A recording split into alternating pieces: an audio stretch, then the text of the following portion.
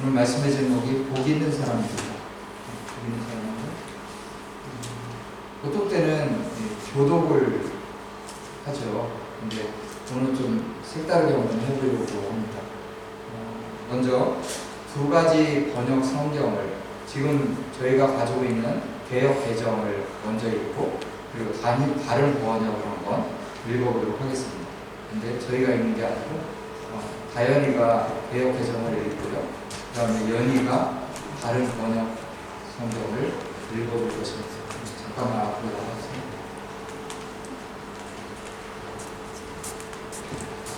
혹시 반주를 해줄 수 있나요? 배경음악으로 좋은 음악이 있으면 해주시면 좋을 것 같습니다. 먼저 개역 개정을 한번 읽어보도록 하겠습니다. 지금 시 낭송 하는 거죠.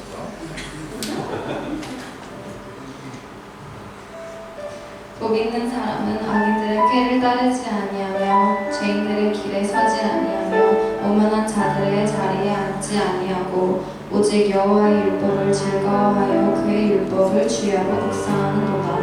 그는 시냇가에 심은 나무가 철을 따라 열매를 맺으며 그 잎사귀가 마르지 아니하 같으니 그가 하는 모든 일이 다 형통하리로다. 악인들은 그렇지 아니하며 오직 바람에 나는 겨와 같도다. 그러므로 악인들은 심판을 견디지 못하며 죄인들이 의인들의 모임에 들지 못하리로다. 무릇 의인들의 길은 여호와께서 인정하시나 악인들의 길은 망하리로다. 아멘. 행복하여라. 악인들의 뜻에 따라 걷지 않고 죄인들의 길에 들지 않으며 오만한 자들의 자리에 앉지 않는 사람, 오히려 주님의 가르침을 좋아하고 그분의 가르침을 발각수로 되새기는 사람, 그는 시냇가에 심겨질 때 열매를 내며 입이 시들지 않는 나무와 같아 하는 일마다 잘 되리라. 악인들은 그렇지 않으니 바람에 흩어지는 겨와 같아라. 그러므로 악인들의 심판 때에 의인들의 모임에 감히 서지 못하리라. 의인들의 길은 주님께서 알고 계시고 악인들의 길은 멸망에 이르기 때문일세.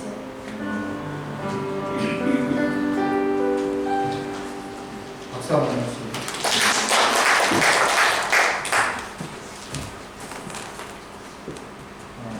지금까지 신앙생활을 조금만 해보셔도 시편 1편을 본문으로 해서 설교를 거의 대부분 한 번 이상은 들어오지 않을까 싶습니다. 오늘 말씀의 제목은 복 있는 사람이라고 하는데요. 한번 여러분들에게 묻습니다. 옆 사람 눈치를 보실 거거든요. 혹시 나는 복 있는 사람이다 라고 생각을 하고 계신 분이 있으면 손을 한번 들어보세요. 나는 복 있는 사람이다. 네, 그럼 내려주시고 지금 다 안 들었기 때문에 나는 복이 없는 사람이다. 한번 손 들어보세요.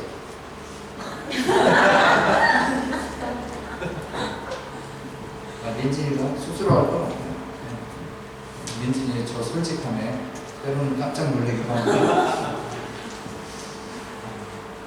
우리가 과연 하나님 안에서 복 있는 자인가, 복 있는 사람인가, 한번 말씀을 듣고 나서 마지막에 저희들이 마이크가 안 들립니다.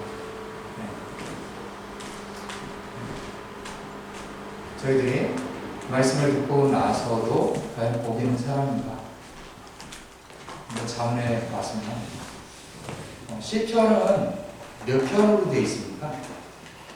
여러분들이 잘 아는 150편. 길죠.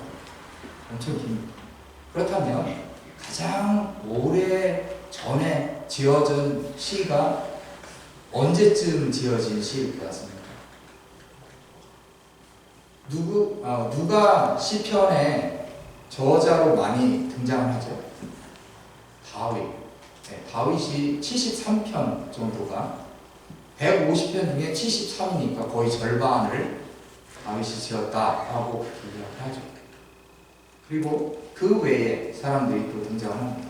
그 중에서 여러분들이 기억나는 사람은 또 누가 있을까요? 없습니다. 아삽, 아삽이 있죠. 아삽이 두 번째로 많은 12편을 기록했을 거예요. 많이 기록했죠. 그리고 그 외에 또 누가 있을까요? 고라자성. 네, 고라자성. 네, 아주 좋습니다. 그냥 저만 이렇게 쳐다볼 게 아니라 성경을 누가 기록했지? 시편을 누가 기록했을까? 저렇게 찾아보면서 얘기를 해주면 이렇게 저도 편하고 여러분들도 사실은 편하죠. 제가 이 자리에 설 때마다 사실은 두렵고 떨리는 마음이 있어요. 제가 어렸을 때부터 앞에 나서는 게 정말 힘들었던 사람 중에 한 사람입니다. 근데 저렇게 적극적으로 도와주는 친구들이 있기 때문에 힘을 내어서 할 수 있는 것 같습니다. 그리고 그 외에 누가 있을까요? 솔로몬. 네, 솔로몬도 있습니다. 네, 솔로몬도 있고. 그리고 또 나오는 이름은 모세. 네, 모세가 있습니다. 그러면 여러 사람이 또 등장할 텐데 지금까지만 보았을 때 누가 가장 오래전에 기록한 사람이 되죠? 다윗 나왔습니다. 솔로몬 나왔습니다. 아삽 나왔습니다. 또 누구 나왔죠? 모세 나왔습니다. 네. 고라자손 나왔습니다. 누가 가장 오래전 사람이 될까요?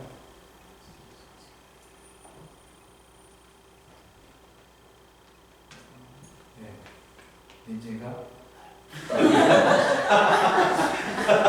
고개를 흔들면서 그렇게 말을 했습니다. 모세를 들 수가 있을 것입니다. 기원전 3,500년 전쯤에 기록을 한 시, 모세의 시는 150편 중에 딱 한 편이에요. 90편. 그런데 그 150편 중에 가장 오래된 시라고 하면 모세가 기록한 시가 한 편 나오지만 3,500년 전, BC 3,500년 전쯤에 기록한 시로 추정합니다. 그렇다면 가장 최근에 기록한 시는 언제쯤일까? 그것은 바로 포로기 이후에 이스라엘 백성들이 포로로 끌려갔던 적이 있었죠. 포로로 끌려가서 70년이라고 하는 세월을 보내고 돌아오게 되는 그런 시절이 있었습니다. 근데 포로로 끌려갔다 돌아왔던 그 이스라엘 백성들이 기록한 시가 2편 정도가 기록이 되어 있습니다. 그렇다면 그 포로기 이후는 몇 년쯤 될까요? 바로 기원전 BC 2500년쯤으로 추정을 합니다. 그러면 150편이 기록이 되어 있는데 이 150편이 그냥 우리가 아는 대로 옛날에 제가 그런 말씀을 드렸죠. 이 성경책이 창세기부터 계시록까지 이렇게 책으로 예전부터 딱 하나님이 주셨다. 맞습니까? 틀립니까? 주셨어요? 자신 있게 네 라고 하는 사람도 있습니다. 근데 이 성경책은 사실은 이렇게 딱 정해져서 우리에게 하나님이 주신 것이 아니었어요. 예전에는 어땠는가? 가장 중요하다고 생각하는 모세오경 뿐만 아니라 이 모든 성경이 다 저자가 있었지만 우리가 믿고 있고 우리가 말씀을 통해서 접하는 것은 디모데후서 3장 16절 말씀처럼 어떤 말씀이 있어요? 모든 성경은 하나님의 감동으로 된 것으로 뭐와 교훈과 책망과 바르게 함과 의로 유익하기에 교육하기에 모든 성경은 하나님의 감동으로 된 것으로 교훈과 책망과 바르게 함과 의로 교육하기에 유익하니 모든 성경은 하나님의 감동으로 되었다. 40여 명의 저자들이 있고 40여 명이 그리고 1600년 그 기간 동안 기록되어 있는 이 성경 그 중에서도 시편이라고 하는 것이 한 1000년에 걸쳐서 사람들에 의해서 그렇게 불려졌던 찬양시. 어떻게 사실은 시가 불려졌는지 몰라요. 찬양으로 막 불려지고 이랬던 것이 정확치가 않아요. 그런데 그 내용을 누가 이렇게 편집을 했을까? 그리고 그 가운데 성령님이 개입하셨을 거라고 우리는 확신하고 있는 거죠. 1000년 동안 빌려져 있던 이 시가 150편으로 딱 정해진 것이 아니라 그 외에도 많은 시들이 있었을 거예요. 그 중에서도 150편이 지어졌을 때 바로 포로기 이후에 왔던 에스라 선지자, 그리고 그와 함께 이 시편을 편집했던 그러한 편집위원들이 있지 않을까, 그렇게 추정을 하고 있습니다. 시편은 모세오경이 몇 권이죠? 모세오경. 힘든가요? 모세오경이 어디 가서 물으면 뭐 6권이요 이렇게 이야기하는 친구들이 있죠. 모세오경이에요. 5경 5권이죠. 창세기, 출애굽기, 레위기, 민수기, 신명. 근데 시편은 몇 권일까요? 시편은 몇 권이에요? 이렇게 손가락을 펴고 있어도 아무런 반응이 없어요. 5권. 1편부터 참 이 권수 나눠지는 것도 의미 있게 나눠졌는데 우리가 좀 외울 수 있게 쉽게 했던 내용은 1편부터 41편까지 읽거든요. 그리고 42편부터 몇 편까지 2권일까요? 72편까지 2권이에요. 네, 2권까지는 쉬워요. 41, 72, 1, 2. 그렇죠? 73편부터 몇 편까지 3권일까요? 찍지 말고 책을 찾아도 되겠죠.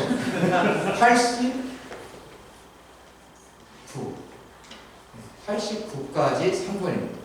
그리고 4권은 90편부터 106편까지 4권이라고요. 그 다음에 5권은 몇 편부터 몇 편까지일까요? 네? 몇 편부터? 107편부터 150편까지 5권이 되는 거예요. 그런데 여기에서 서론격으로 등장하는 것이 어떤 본문일까요? 시편의 서론격으로 등장하는 본문이 시편 서론은 어디에 있어요? 그리고 앞에 있어. 몇 편일까요? 그럼? 1편 그리고 2편. 대답을 잘하죠. 네, 시편 1편과 2편이 서론입니다. 서론. 중요한 사실은 서론을 보면 시편 1편에 무엇으로 시작하죠? 교사가? 시편 1편은 뭐로 시작합니까? 복 있는 사람, 복으로 시작합니다. 여러분들이 성경을 찾아보면 시편 2편, 12편을 한번 찾아보세요. 여기 안 나와요. 네, PPT에는 안 나오니까 성경을 찾아봐요. 시편 2편 12절. 무엇으로 끝나죠? 네, 뭐예요? 복으로 끝낸다. 복으로 시작해서 복으로 끝난다. 그런데 여호와께 피하는 모든 사람은 다 복이. 복이 뭐냐? 이 부분에 대해서 언급을 해주고 있다. 그러면서 이 찬양시가 쭉 이어지는데 참 이스라엘 백성들에게 있어서 70년 동안 포로 생활을 하고 있었던 그들이 돌아올 때 어떤 마음으로 돌아왔을까 상상이 됩니까? 포로로 끌려가면 뭐가 되죠? 왕자가 됩니까? 공주가 됩니까? 그 대접은 물 건너가죠. 아무리 왕족이라 해도 소용이 없는 거죠. 그렇게 끌려가면 다 종살이에 불과하더라. 그죠? 그래서 에스라를 찾아보면 이렇게 고백하고 있어요. 에스라 9장 9절과 10절을 보면 이 말씀을 해요. 우리가 비록 노예가 되었사오나 우리 하나님이 우리를 그 종살이하는 중에 버려두지 아니하시고 바사 왕들 앞에서 우리가 불쌍히 여김을 입고 소생하여 우리 하나님의 성전을 세우게 하시고 그 무너진 것을 수리하게 하시며 유다와 예루살렘에서 우리에게 울타리를 주셨나이다. 우리 하나님이여, 이렇게 하신 후에도 우리가 주의 계명을 저버렸사오니 이제 무슨 말씀을 하오리까. 에스라 선지자는 바로 학자였고 율법에 아주 능통한 그러한 분이었습니다. 그분이 주도하에 그렇게 성전 재건이라든지 이런 모든 것들이 그렇게 하나님의 인도하심에 따라서 그렇게 되었다는 거예요. 그런데 특별히 에스라를 통해서 시편이 기록된 그 150편이 편집될 때 왜 시편 1편과 2편을 통해서 이스라엘 백성들에게 주고자 하는 메시지가 분명히 있었다는 것이죠. 율법을 저버린 모든 사람 어찌하오리까? 이런 안타까운 심정이 그에게 있었다는 거예요. 근데 여러분들, 복 있는 사람은 악인들의 꾀를 따르지 아니하며 죄인들의 길에 서지 아니하며 오만한 자들의 자리에 앉지 아니하고 오직 여호와의 율법을 즐거워하여 그의 율법을 주야로 묵상하는 자다. 정확히 복 있는 사람은 누구예요? 복 있는 사람은 누구다? 2절이죠. 2절이 뭐예요? 오직 여호와의 율법을 즐거워하여 그의 율법을 주야로 묵상하는. 여호와의 율법. 이 당시에 여호와의 율법은 어떤 성경일까요? 네? 5번째. 뭐죠? 5번째. 네? 뭐로 시작해요? 그게 뭐야? 네? 그게 모세오경. 율법은, 하나님의 율법이라고 하는 것이 바로 모세오경이었다. 아, 됐구나. 우리가 생각할 수도 있어요. 그냥 단편적으로. 그러면 우리가 성경 66권 중에서 이 모세오경만 잘 알으면, 그리고 모세오경만 정말 열심히 묵상하면 되겠구나. 다른 성경은 그냥 신경 안 써도 되겠구나 라고 생각한다면 그거는 좀 오산이죠. 이 당시에는 모세오경이 딱 하나님이 주신 하나님의 율법책이었다라고 기록하고 있다는 거예요. 그러나 그 이후에 신약에 와서는 하나님의 말씀이 어디까지 포함이 됩니까? 바로 39권이 포함이 되고 나중에 그 모든 이 성경이 정경화되는 그러한 작업을 거치고 나서는 이 계시록까지 성경, 하나님의 말씀으로 포함되는 거예요. 근데 왜 이렇게 에스라 선자는 오직 여호와의 율법을 즐거워하여 그의 율법을 주야로 묵상하는 자가 복 있는 자다, 복 있는 사람이다 라고 이야기를 했습니다. 이스라엘 백성들이 포로로 끌려간 이유를 알면 이 말씀이 생명처럼 여겨지는 이유가 된다는 거예요. 왜 이스라엘 사람들이 포로로 끌려갔을까요? 그 말씀을 생각을 하면서 한번 의미를 찾아보도록 합시다. 어떤 이유일까요? 아까 에스라 9장 10절을 제가 읽어드렸죠. 9절과 10절. 성전이 재건되고 성벽이 재건되고 그렇게 예루살렘과 그 모든 것들이 주의 울타리 안에서 회복되었지만 무엇을 버렸다라고 이야기했죠? 율법, 하나님의 말씀을 버렸으니 어찌합니까? 탄식하는 에스라 선지자의 음성이 있습니다. 그리고 이 포로로 끌려간 이유 중에 하나는 바로 이스라엘의 대표자가 누구였죠? 그 전에는 바로 왕들이 세워졌잖아요. 근데 놀라운 사실은 한번 찾아볼까요? 신명기를 한번 봐봅시다. 신명기 17장 14절부터 20절까지의 말씀을 볼게요. 신명기 17장 14절부터 20절. 제가 읽어드리긴 하지만 따라서 한번 쭉 가보세요. 네가 네 하나님 여호와께서 네게 주시는 땅에 이르러 그 땅을 차지하고 거주할 때에 만일 우리도 우리 주위의 모든 민족들 같이 우리의 왕을 세워야겠다는 생각이 나거든 반드시 네 하나님 여호와께서 택하신 자를 네 위에 왕으로 세울 것이며. 누가 택한 자요? 하나님. 하나님이 택한 자를 왕으로 세웁니다. 그런데 네 위에 왕을 세우려면 네 형제 중에서 한 사람을 할 것이요, 바로 이스라엘 백성 중에서 한 사람입니다. 내 형제 아닌 타국인을 내 위에 세우지 말 것이며 그는 병마를 많이 두지 말 것이요 병마를 많이 얻으려고 그 백성을 애국으로 돌아가게 하지 말 것이니 이는 여호와께서 너희에게 이르시기를 너희가 이후에는 그 길로 다시 돌아가지 말 것이라 하셨음이며 그에게 아내를 많이 두어 그의 마음이 미혹되게 하지 말 것이며 자기를 위하여 은금을 많이 쌓지 말 것이며. 요 17절 말씀을 읽으면서 누가 떠오르죠?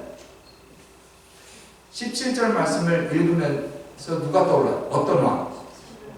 예? 솔로몬. 후궁이 700명, 첩이 300명, 1000명의 여인을 거느렸다라고 얘기를 해요. 그리고 그 당시 어떤 왕보다 부한 왕, 이렇게 이야기를 합니다. 그리고 18절부터 보면 그가 왕위에 오르거든 이 율법서의 등사본을 레위 사람 제사장 앞에서 책에 기록하여 평생에 자기 옆에 두고 읽어 그의 하나님 여호와 경외하기를 배우며 이 율법의 모든 말과 이 규례를 지켜 행할 것이다. 그리하면 그의 마음이 그의 형제 위에 교만하지 아니하고 이 명령에서 떠나 좌로나 우로나 치우치지 아니하리니 이스라엘 중에서 그와 그의 자손이 왕 위에 있는 날이 장구하리라. 이 본문 말씀을 이해하시죠? 하나님이 선택한 자 중에 왕을 택하게 되고 나중에 그렇게 하라는 거예요. 그들이 이스라엘 백성들이 요구하기도 전이었지만 그들이 요구할 것을 아셨다. 그 음성, 그 메시지라는 거예요. 그렇게 선택된 자가 어떻게 하라는 거예요? 하나님의 말씀을 등사해야 해요. 지금 말로 표현하면 복사하는 거예요. 그래서 그 말씀을 어떻게 해야 돼요? 옆에 두고 그 말씀을 계속 읽고 묵상하고 어떻게 합니까? 그것을 행합니다. 그렇게 되면 그 왕이 어떻게 된대요? 절대로 교만할래야 할 수가 없다는 거예요. 무엇 때문에? 하나님의 말씀이 있기 때문에. 그 말씀이 자기에게 생명처럼 여기는 그런 메시지이기 때문에 그냥 자기가 하고 싶은 대로 할 수가 없다는 거예요. 자기가 누구에게 자랑할 만한 나 이 정도 실력이 돼서 왕이 됐어 라고 할 수가 없다는 거예요. 그런데 어떤 일이 벌어집니까? 이후에 모세가 죽죠. 그죠? 모세가 지금까지 살아있습니까? 옆집에 살고 있어요? 아니죠. 이미 돌아가셨죠. 그런데 모세가 죽을 때도 사실은 그때 왕이 없었잖아요. 그런데 모세는 그 당시에 영적 지도자였습니다. 그리고 모세 이후에 새로운 지도자로 누구를 선택하시죠? 하나님이? 여호수아. 모세가 데리고 다닌 것처럼 그렇게 보이지만 한번 찾아봅시다. 여호수아 1장 1절부터 9절까지. 여호수아 1장 1절부터 9절입니다.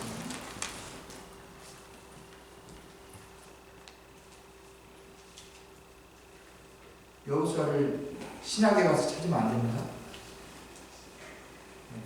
여호수아는 모세 오경 다음에 나옵니다. 창세기, 출애굽기, 레위기, 민수기, 신명기 다음에.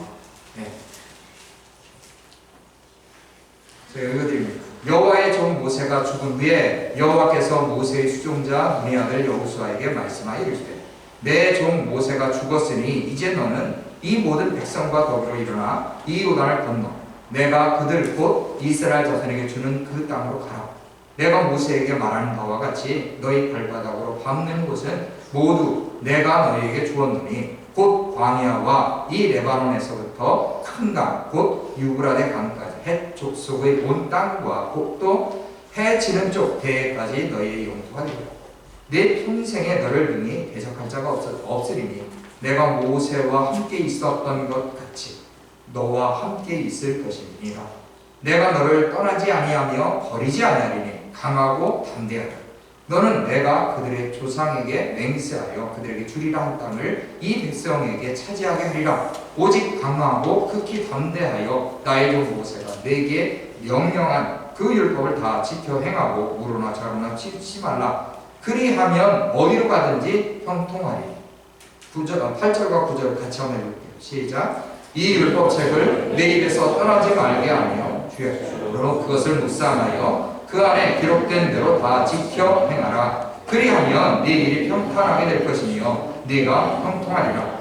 내가 네게 명령한 것이 아니냐. 강하고 담대하라. 두려워하지 말며 놀라지 말라.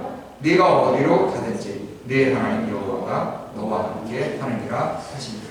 아멘. 8절 말씀에 새로운 지도자 여호수아에게 하나님의 말씀하십니다. 이 율법책을 네 입에서 떠나지 말게 하라. 주야로 그것을 묵상하여 그 안에 기록된 대로 다 지켜라. 그리하면 네 일이 평탄하게 될 것이라. 평탄하게 될 것이며 네가 형통하리라. 그렇게 모세의 뒤를 이어서 새로운 지도자에게도 동일하게 무엇을 강조하셨어요? 하나님의 말씀. 이 율법책을 내 입에서 떠나지 말자. 그 가운데서 지켜야 한다. 그리고 나서 실제로 나중에 보면 이스라엘 왕들이 어떻게 해요? 사실 북이스라엘은 모든 왕들이 다 악을 해요. 그 남유다 왕 중에도 두 왕, 분열 왕국이 되었을 때 그 이후에 두 왕만 이렇게 잠깐 언급되고 있는 왕 중에 히스기야와 요시야 두 왕만 사실은 하나님의 말씀, 그 말씀을 귀하게 여겼고 그 말씀으로 살았다. 이런 기록을 곁들여서 이각합니다. 그들도 잘못한 부분이 분명히 있었어요. 그런데 다른 왕들은 아예 전멸했다. 여로보암을 따라 여로보암처럼 그렇게 살았던 그 왕, 끊임없이 그 왕들과 더불어서 누구도 이스라엘 백성들도 동일하게 하나님의 말씀이 온데간데 없는 모든 이방신들을 가지고 와서 그렇게 이방신을 섬겼다는 거예요. 그리고 나서 포로로 끌려갔던 이스라엘 백성, 북이스라엘이 먼저 멸망하죠. 그리고 남유다도 나중에는 멸망해요. 그런데 중요한 사실은 그들이 거기에서 끝난 것이 아니다라고 말씀하셨어요. 하나님이 그들을 다시 데려오게 하시고 다시 이스라엘로 회복시키시더라 하는 거예요. 그렇게 돌아왔던 그 사람에게 시편에 가장 많은 시가 기록이 되어 있는 사람 누구라고 했죠? 다윗. 근데 다윗은 어떠한 인물이었죠? 다윗은 정말로 하나님의 마음에 합한 자다. 사도행전에 그렇게 또 기록을 하고 있어요. 근데 중요한 사실 우리가 알고 있는 것처럼 다윗은 실수를 했어요. 죄 가운데 그렇게 빠졌던 왕이에요. 처음부터는 아니었죠. 그리고 나중에는 그 모든 것들을 회개하고 다시 돌이키고 하나님 앞에 올바로 섰던 그런 왕으로 기록을 하죠. 근데 한번 보세요. 시편 3편을 한번 가보세요. 시편 3편을 보면 시편 3편 시편 3편이 시작되는 그 지점에 조그만 글씨로 뭐라고 기록이 되어 있죠? 다윗이 그의 아들 압살롬을 피할 때의 지으시. 이게 시편의 서론격이 시편 1편과 2편이라면 시편 3편부터가 사실은 시인 거예요. 제대로 된 시. 이렇게 등장을 하는 건데 좋은 시도 있을 거 아니에요. 그죠? 좋은 내용도 쓸 수 있잖아요. 근데 쫓김을 받는 다윗의 시. 이스라엘 백성들에게는 다윗은 위대한 왕이에요. 대표적인 자기들이 그렇게 좋아하는 왕으로 믿고 있고 그랬던 사람이에요. 그런데 이렇게 에스라가 이렇게 편집한 의도가 있다는 거예요. 너희들이 그렇게 존경하는 왕 다윗 이런 신세를 썼단다. 그리고 중간중간에 계속해서 모든 시들이 등장을 하는데 1권, 2권, 3권, 4권, 5권까지 그렇게 등장을 하는데 그 중에서도 145편을 한번 가보세요.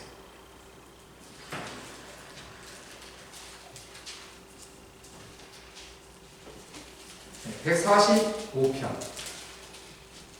뭐라고 그 위에 제목이 달려 있습니까? 다윗의 찬송시. 다른 그 시들을 보면 다윗의 시 뭐 이렇게만 기록을 했어요. 그리고 조그만 도제가 또 붙어 있긴 하죠. 그런데 다윗의 찬송시로 145편이 기록이 되어 있다는 거예요. 그리고 나서 제가 이렇게 말씀을 전하는 이유는 시편이 150편이니까 진짜 길구나. 119편 정말 길지. 176절이나 되는 글씨 어떻게 기록을 했을까? 어떻게 이걸 암송을 했지? 뭐 이런 놀라움만 금치 말고 이 시편이 우리에게 다가오는 그런 메시지가 무엇인지, 우리에게 어떻게 다가와야 되는 그런 메시지인지를 보라는 거예요. 146편부터는 어떻게 기록을 합니까? 처음에 뭐로 시작해? 할렐루야. 끝에는 뭐로 끝나요? 할렐루야. 146편부터 150편까지는 다 그렇게 시작하고 끝내요. 그래서 이거를 할렐루야 시라고 그렇게 이야기합니다. 그리고 150편 같은 경우는 그냥 그것을 처음에 할렐루야로 시작하고 맨 마지막에 할렐루야로 끝나잖아요. 한글 성경에는. 근데 150편이 찬양할지어다 뭐 이렇게 돼 있어요. 찬양하면 찬양할지어다 뭐 이렇게 돼 있어요. 150편 같은 경우는 총 12번의 할렐루야가 기록이 되어 있어요. 히브리 성경을 보면 그렇게 나와 있어요. 그래서 1절에 3번 할렐루야가 등장하고 맨 마지막 절 6절도 한 번 등장을 하고 그 나머지는 다 할렐루야로 할렐루야 2번씩 등장합니다. 다윗의 시를 통해서 다윗은 처음에는 정말로 죄 가운데 있었던 사람으로 등장하지만 145편에 다윗의 무슨 시? 찬송시. 찬송시를 통해서 누구를 찬양하는 거예요? 하나님을 찬양합니다. 그런데 이 내용 전체를 통해서 우리의 신앙 여정도 분명히 있죠. 우리는 죄 가운데 있었던 사람들. 그렇지만 하나님의 백성으로 살아가는 자들, 무엇이 항상 우리 마음 가운데 있어야 되는 거예요? 하나님의 말씀. 여호와의 율법을 즐거워하여 그의 율법을 주야로 묵상합니다. 찬송 시임에도 불구하고, 찬양하는 시임에도 불구하고 왜 에스라 선지자는 이렇게 1편과 2편에 복 있는 자가, 진정한 복 있는 자가 누군지 알려주는 거예요. 이스라엘 백성들이 놓쳤던 것, 잊었던 것, 그것을 그들에게 강력하게 선포해주는 메시지를 1편과 2편에 기록하고 있다. 세상에서 살아가는 그 과정, 그것이 2편에 기록이 되어 있어요. 그렇지만 2편 12절에 뭐라고 해요? 여호와께 피하는 모든 자, 그 사람이 복이 있다 라고 말씀하고 있다. 그래서 과연 나의 신앙 가운데 가장 최우선으로 두어야 되는 것이 무엇입니까? 우리가 정말로 묵상하고 싶은 것은 무슨 내용인지 아세요? 바로 3절 말씀이겠죠. 그는 시냇가에 심은 나무가 철을 따라 열매를 맺으며, 열매 맺는 거 좋아하잖아요. 그 잎사귀가 마르지 아니한 것 같으니 그가 하는 모든 일이 다 뭐한다? 형통하리로다. 형통한다는 거에 은혜 받지 않아요? 근데 그 형통이 뭐냐는 거예요. 요셉은 창세기에 요셉이 기록되어 있는 그 내용을 보면 하나님이 그와 함께 하시니 형통한다, 형통했다 라고 메시지를 주지, 그가 감옥에 들어가 있을 때 하나님이 그를 끄집어내시니 그가 형통했다 이렇게 얘기하잖아요. 그 가운데 있음에도 불구하고 하나님은 그가 형통한 자로 이야기를 한다. 복 있는 자가 누구냐? 항상 하나님의 말씀이 그 안에 있어서. 2절을 한번 다시 비춰볼래요? 여호와의 율법을 즐거워하여 그의 율법을 주야로 묵상하라. 아까 읽었던 다른 번역에 보면 바로 오히려 주님의 가르침을 좋아하고 그분의 가르침을 밤낮으로 되새기는 사람. 되새긴대요. 묵상하는 것, 이 되새긴다라는 얘기입니다. 근데 밤낮, 저기 보면 영어로는 뭐라고 되어 있죠? 밤낮에 day and night죠. 근데 아까 우리가 찬양 불렀던 거 기억나시죠? 광야. 이 가사 내용은 뭐예요? 우리가 힘든 여정을 걷고 있는 그 광야. 그것을 무엇으로 표현하죠? 어두움으로까지 표현하죠. 영적으로 보면 우리가 걸을 수 있는 그러한 상태는 주은 거예요. 낮, 밝은 때, 잘 되는 때, 우리가 하는 일들이 잘 되어질 때에도 뭐 하라는 거예요? 하나님의 말씀을 묵상하는 자가 되어야 돼요. 그런데 우리가 잘 된 때는 누구 탓? 내 탓. 안 된 때는 누구 탓? 엄마 아빠 탓. 내 친구 탓. 그런 거 있잖아요. 하나님 탓. 하나님 어떻게 이럴 수가 있죠? 제가 지금까지 어떻게 했는데 하나님이 지금 이 상황으로 저를 몰아가시면 어떻게 합니까? 저를 왜 광야로 내모십니까? 그렇게 하며 원망해야 되는 시간이 밤의 시간이 아니라 일이 잘 안 되고 내 상황이 코너로 몰리는 것과 같은 그런 상황을 경험할 때에도 무엇 하라는 거예요? 여호와의 율법을 즐거워하여 묵상해야 된다. 되새겨야 된다. 소가 위가 몇 개죠? 4개예요. 4개로 처음에는 음식을 먹죠. 위 4개를 다 채우는 거예요. 그리고 나서 누워서 하는 게 뭐예요?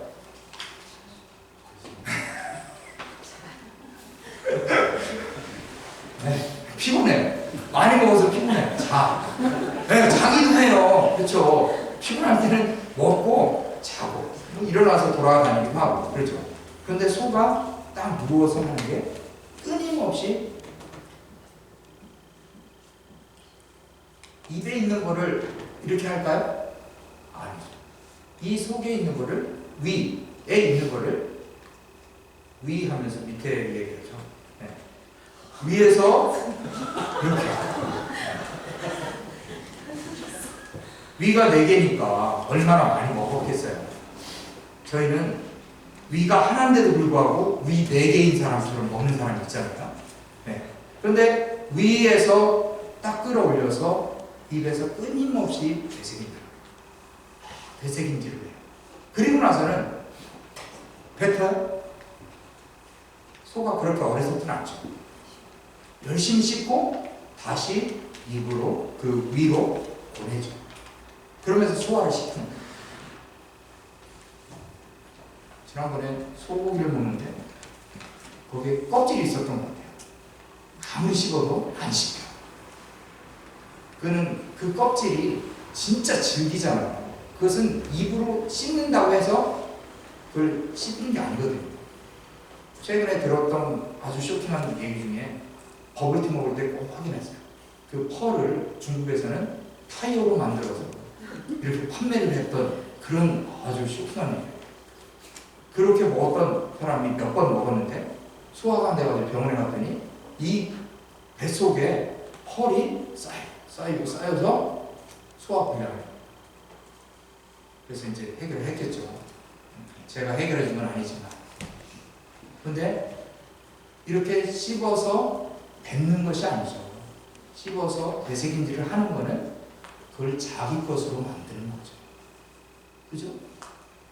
그렇게 열심히 씹어서 소화를 다 시키는 하나님의 말씀. 그 말씀을 통해서 모세오경 모든 것을 이렇게 제하고 제할 수는 없죠. 그런데 모세오경, 대표적으로 모세오경 그 내용을 이렇게 다 지우개로 지우고 한다면 가장 중요한 단어 한마디가 남겠죠. 뭐가 남을까요? 뭐가 남아요? 모세오경에서 사람이 아니죠. 누가 남죠? 한 분. 하나님 한 분만 남는 거예요. 모세오경을 통해서 하나님 그분이 누군지 그것이 남으면 어떻게 해요? 하나님이 이런 분이셨구나. 하나님이 이런 분이구나. 그래서 찬송시에 그 찬양, 그 시편에 한번 다시 한번 볼까요? 시편 3편 시작을 뭘로 시작하는지 한번 보세요. 시편 3편 1절 읽어보면 뭐예요? 시작. 여호와여 나의 대적이 어찌 그리 많은지요 일어나 나를 치는 자가 많으니. 4편의 1절 내 의의 하나님이여 내가 부를 때에 응답하소서. 5편 1절 여호와여 나의 말에 귀를 기울이사 나의 심정을 알려주소서. 6편 1절 여호와여 주의 분노로 나를 책망하지 마시오며 주의 진노로 나를 징계하지 마옵소서. 7편 1절 여호와 내 하나님이여 내가 주께 피하오니 나를 쫓아오는 모든 자들에게서 나를 구원하여 내소서. 뭘로 시작하죠? 누구? 여호와. 시편 136편, 156편 중에서 136편 거의 모든 시가 사실은 여호와요, 여호와. 그 하나님이 어떤 분이냐? 찬양받으실 그분, 우리의 삶을 인도하시는 그분, 그러한 분이 바로 하나님이다. 그분이 바로 우리를 구원하신 분이다. 너희들을 포로기에서, 포로 생활에서 계속 살게 하시고 다시 회복시키셔서 이 땅으로 데리고 온 하나님. 너희들이 무엇을 중요하게 생각해야 되겠니? 뭐예요? 여호와의 율법, 하나님의 말씀. 풀은 마르고 꽃은 시드나 무엇은 영원해? 주의 말씀은 영원. 우리는 지금 포로 생활을 갔다 오지 않았는데 왜 자꾸 그러세요? 우리의 인생 속에서 분명히 포로 생활과 같은 그러한 여정을 보낸다는 거예요. 그리고 나서 하나님을 만났을 때 여러분들이 과연 무엇을 고백하며 나아가야 되는지, 어떠한 것을 붙잡고 살아가야 되는지 그것을 시편은 말씀해주고 있습니다. 복 있는 사람은 오직 여호와의 율법을 즐거워하여 그 율법을 주의하고 있습니다. 시편 2편 12절에 여호와께 피하는 모든 자 그들이 다 복이다. 여러분들의 인생이 정말로 복 있는 자, 그렇게 살아가는 여정 가운데 내가 가장 우선순위에 둬야겠다. 절대로 포기해서는 안 돼. 그것을 붙잡는 자, 그가 바로 복 있는 사람. 다시 한번 묻습니다. 나는 복 있는 사람이다. 손 들어보시죠. 이게 뭐죠? 선서 이런 거 손을 드시려면 높이든 뭐예요? 나는 복 있는 사람이다. 손 한번 들어보세요. 지금도 고민하고 있습니까? 네. 다음 주는 회복되리라 믿습니다. 기도하겠습니다. 하나님 아버지, 저희들의 인생 가운데 저희들을 내버려 두지 않으시고 하나님 안에서